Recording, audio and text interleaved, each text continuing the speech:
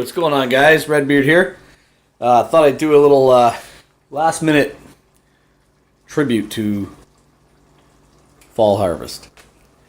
It's November 6th today, and I'm still harvesting beautiful red jalapenos, fresh green celery tops, big luscious Italian parsley, thyme, and all kinds of other things still, which is amazing. Everything should be dead and rotting by now, but we're having quite a season.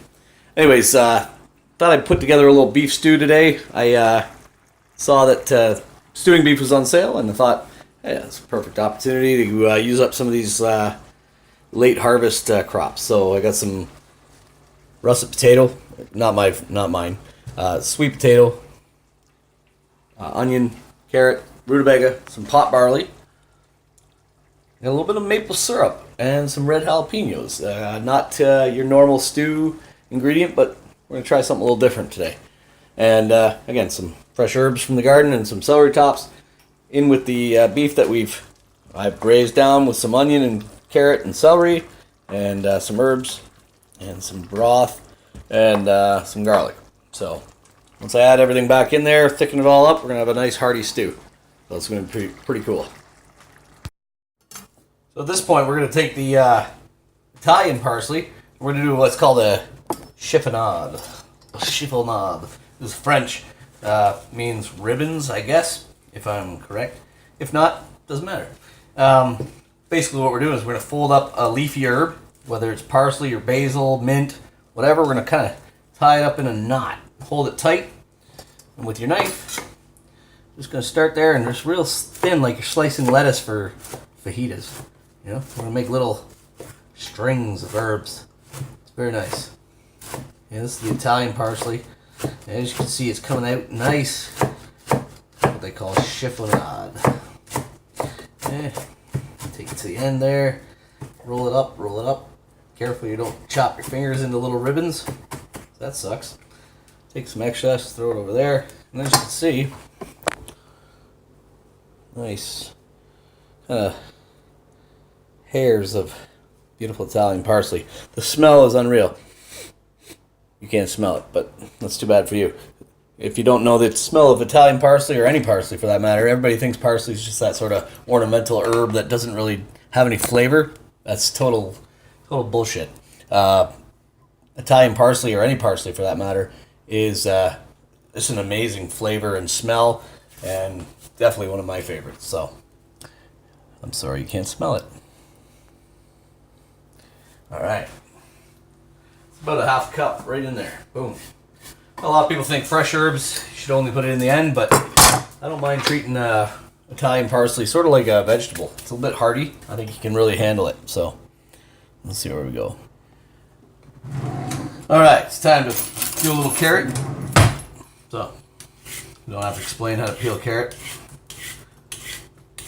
Do it like me, it goes right on the floor. It's perfect. It's all right. Take the ends off. Work it into medium, usable pieces. I like to take this in about in half. I'm making a pretty quicker stew than normal, so I'm going to put these pieces into what I call half-hour size pieces, which is about 3/4 of an inch or so. It means it'll be in that pot cooking at about, simmering temperature for about half an hour.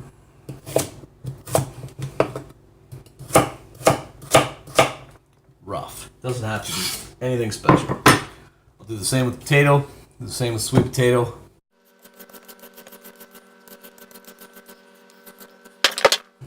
As for this potato, I want to cut it a little bigger.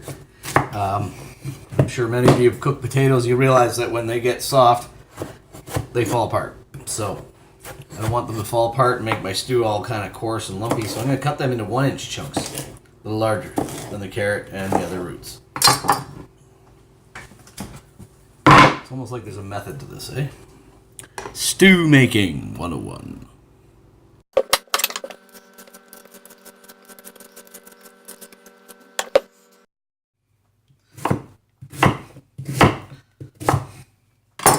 Sweets in. Turnip time.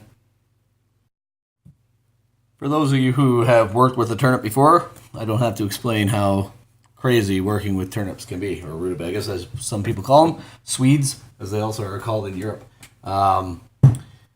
They are often wax covered and they are tough as nails. A lot of people will cut them into manageable discs by cutting them into 1-inch circles, peeling the outside and then chopping them up. That's a good way, that's most efficient, although a little bit time consuming. I find for the price of them, they're generally pretty cheap. I just take the top off with a sharp knife and a strong hand. Take the bottom off, same way, level it off. Do the same with sides. Boom, boom,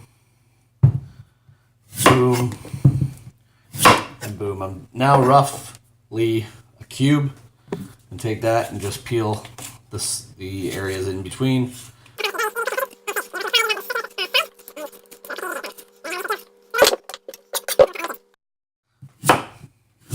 Go 1/2 inch on this guy, thereabouts. A little bit of internal rot there, we'll leave that alone.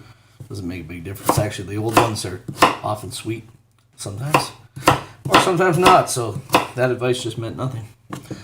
Anyways, I just take these little cubes, add them in. If you don't put turnip in your stew, start putting turnip in your stew. It's really good. Yeah, it's a huge flavor, and it just is important to be there.